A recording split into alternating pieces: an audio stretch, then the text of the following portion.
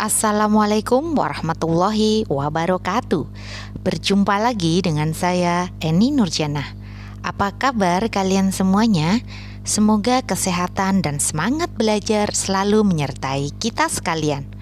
Masih dalam frekuensi belajar IPA, kali ini kita akan membahas materi IPA kelas 7 yaitu tentang litosfer. Nah, sebelum kita membahas materinya, jangan lupa nyalakan loncengnya agar kalian tidak ketinggalan notifikasi update video terbaru selanjutnya. Nah, langsung saja mari kita simak materi litosfer berikut ini. Yang pertama adalah karakteristik litosfer. Susunan bumi. Bumi kita terdiri dari beberapa lapisan. Secara garis besar, lapisan bumi dibagi menjadi 3 bagian utama. Lapisan bumi yang terdalam disebut dengan inti bumi. Di atas lapisan inti bumi terdapat lapisan mantel, antara atau pirosfer. Lalu lapisan teratas adalah lapisan kulit bumi atau litosfer, tempat kita berpijak. Kalian perhatikan gambar di bawah ini. Susunan litosfer. Lapisan kulit bumi dikenal juga sebagai lapisan litosfer. Litosfer berasal dari kata litos atau batuan dan sfer atau lapisan, dan secara harfiah berarti lapisan batuan. Lapisan litosfer terdiri atas 2 lapisan. Lapisan atas dikenal sebagai lapisan sial karena terdiri dari silisium dan aluminium yang membentuk senyawa SiO2 dan Al2O3. Lapisan di bawahnya disebut lapisan sima karena terdiri dari silisium dan magnesium yang membentuk senyawa SiO2 dan MgO. Lapisan atas sial disebut lapisan kerak bumi. Lapisan kerak bumi dibedakan atas kerak benua dan kerak samudra. Kerak benua membentuk daratan terdiri atas batuan granit bagian atas dan batuan-batuan beku basalt bagian bawah. Kemudian kerak samudra terdapat di bawah permukaan laut, terdiri dari batuan endapan bagian atas, batuan vulkanik bagian tengah, dan batuan beku bagian bawah.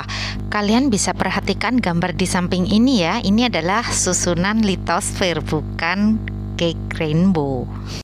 Nah, kalian bisa perhatikan di sana ada susunan litosfer, mantel, inti, dan juga kedalaman daripada masing-masing lapisan. Selanjutnya, litosfer tersusun atas beberapa jenis batuan, yaitu batuan beku, sedimen, dan metamorf. Ketika magma keluar permukaan bumi, magma akan membeku yang disebut batuan beku. Namun perbedaan waktu dan tempat pembekuan menghasilkan berbagai jenis batuan beku, antara lain batuan beku dalam. Terjadi di dalam kulit bumi akibat pendinginan yang lambat, bentuknya seperti kristal. Kemudian batuan beku korok terjadi di lorong atau korok menuju permukaan bumi yang terjadi secara cepat. Batuan ini bersifat tajam dan halus. Selanjutnya, batuan beku luar terjadi di luar kulit bumi dan mengalami pendinginan dan pembekuan yang sangat cepat. Selanjutnya, batuan sedimen, yaitu batuan beku di permukaan bumi, dapat terpengaruh oleh tenaga dari luar bumi sehingga mengalami pelapukan, pengangkutan, dan pengendapan dalam waktu yang panjang. Hasilnya disebut batu endapan atau sedimen. Berikut ini adalah jenis-jenis batuan sedimen.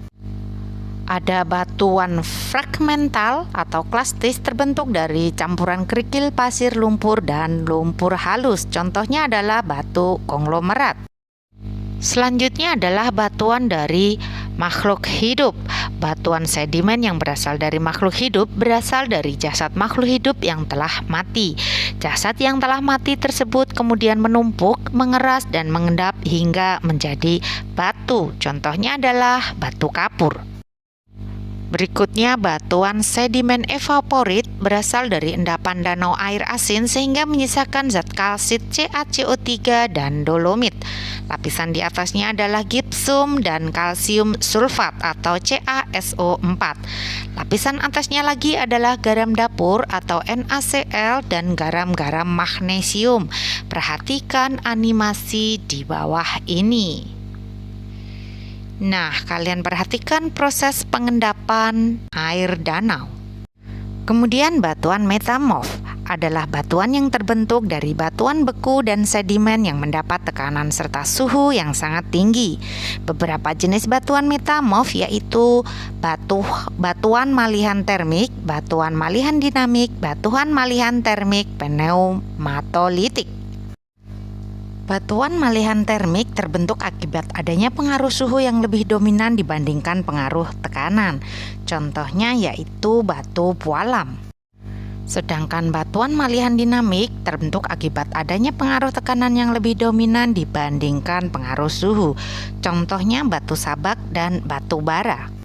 Sedangkan batuan malihan termik pneumatolitik merupakan batuan malihan termik yang disertai penambahan materi magma yang lain. Contoh batu topas dan permata. Siklus batuan. Perhatikanlah siklus batuan di bumi berikut ini. Kalian bisa memperhatikan ya, mulai dari batuan beku, kemudian batuan metamorf, dan batuan sedimen. Kalian bisa memperhatikan dari arah panah, mulai dari kristalisasi, mencair, kemudian ada tekanan dan panas, dan lain sebagainya. Relief litosfer. Bumi merupakan planet yang bagian-bagian di dalamnya aktif. Permukaannya bisa terangkat, bergeser, juga patah. Karena pergerakan inilah bentuk bumi ada yang menonjol, cekung, bergelombang, dan lain-lain. Sehingga terbentuklah muka bumi seperti pegunungan, lembah, samudra, sungai, gurun pasir, dan lain-lain. Ilmu yang mempelajari bentuk, aktivitas, dan dinamika di bagian dalam bumi dinamakan geologi. Kita memasuki materi berbagai proses di litosfer. Lempeng bumi. Permukaan kerak bumi tersusun dari segmen-segmen terpisah yang disebut lempengan. Lempengan ini dapat bergerak di atas lapisan astenosfer yang lunak menyerupai plastik. Antar lempengan dapat bertumbukan atau bergerak saling menjauh. Pergerakan ini mengakibatkan gempa bumi, meletusnya gunung berapi, dan pembentukan pegunungan serta parit samudra. Bumi bergerak karena adanya dua gaya. Yang pertama karena konveksi batuan. Bagian bawah lapisan astenosfer lebih panas dan lebih ringan. Bagian ini akan naik ke atas, sedangkan bagian atas yang lebih berat akan turun sehingga terjadilah konveksi batuan. Kemudian karena ada gaya ke atas astenosfer, massa jenis lapisan litosfer lebih kecil daripada lapisan astenosfer, sehingga litosfer mendapat gaya angkat ke atas dari astenosfer. Hal ini menyerupai es yang mengapung di air. Berikutnya pergerakan di permukaan bumi. Proses di permukaan bumi dipengaruhi dua tenaga. Apa sajakah itu? Yang pertama, tenaga endogen, merupakan tenaga yang berasal dari dalam bumi. Tenaga inilah yang membentuk atau membangun permukaan bumi. Contoh vulkanisme, tektonisme, dan seisme bisa digambarkan di bawah ini ya. Yang kedua, tenaga eksogen, merupakan tenaga yang berasal dari luar bumi. Tenaga inilah yang merubah atau merombak permukaan bumi. Contoh pelapukan, pengikisan, dan pengendapan batuan.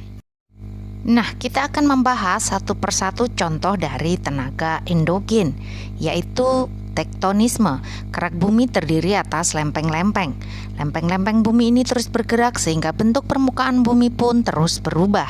Perhatikanlah perbedaan permukaan bumi dulu hingga masa yang akan datang di bawah ini. Kalian perhatikan mulai dari bumi 270 juta tahun yang lalu, 240 juta tahun yang lalu, 200 juta tahun yang lalu, 140 juta tahun yang lalu, 95 juta tahun yang lalu, bumi pada saat ini, dan bumi 60 juta tahun yang akan datang. Kalian bisa melihat perubahan bentuk muka bumi. Ada 3 proses pembentukan benua, yaitu yang pertama benturan antara dua lempeng samudra atau lempeng yang di atasnya ada samudra, menyebabkan tsunami dan parit samudra atau cekungan seperti parit di dasar samudra. Kalian bisa lihat animasinya di bawah ini. Yang kedua, benturan antara lempeng samudera dan lempeng benua atau lempeng yang di atasnya terdapat benua dapat menyebabkan letusan gunung berapi dan terjadinya parit samudera. Kalian perhatikan ilustrasinya di bawah ini. Dan yang ketiga, benturan antara dua lempeng benua menyebabkan bagian permukaan naik membuat pegunungan. Kalian perhatikan ilustrasinya di bawah ini. Mari kita lihat bagian vulkanisme. Lapisan di bawah litosfer berupa batuan cair pijar atau magma memiliki suhu tinggi dan terus bergerak serta berproses menjadi batuan. Pergerakan magma tersebut sangat kuat sehingga dapat menembus lapisan litosfer. Pergerakan magma ini disebut vulkanisme. Sebagian mengisi celah-celah kulit bumi atau intrusi dan membegu. Sebagian lagi sampai keluar sampai ke muka bumi atau ekstrusi. Dan tempat keluarnya magma di muka bumi disebut gunung api. Selanjutnya seisme, semua getaran di muka bumi disebut seisme atau gempa bumi. Getaran terjadi sebagai dampak gerakan magma atau vulkanisme atau pergeseran lempeng bumi atau tektonisme. Pusat gempa di bawah permukaan bumi disebut fokus. Tempat di permukaan bumi yang berada tepat di atasnya disebut epicentrum. Kalian perhatikan gambarannya di samping ini. Berikutnya skala Richter adalah satuan kekuatan gempa. Kekuatan gempa diukur oleh seismograf. Kenaikan satu skala Richter menunjukkan kekuatan gempa 10 kali lipat. Nah, berikut ini adalah data mengenai besar skala Richter dan dampak yang diakibatkannya. Kalian bisa perhatikan tabel di bawah ini. Nah, kita akan membahas contoh dari tenaga eksogen, yaitu pelapukan. Proses hancurnya batuan atau pelapukan terjadi oleh pengaruh cuaca atau suhu, tekanan udara, kelembapan angin dan hujan, air dan organisme. Pelapukan dibedakan menjadi 3, yaitu pelapukan fisika, pelapukan kimia, dan pelapukan organik. Untuk lebih detailnya, kalian bisa membaca masing-masing pelapukan di samping ini. Kemudian pengikisan, angin, air, pasir, dan es dapat mengikis batuan yang dilewatinya.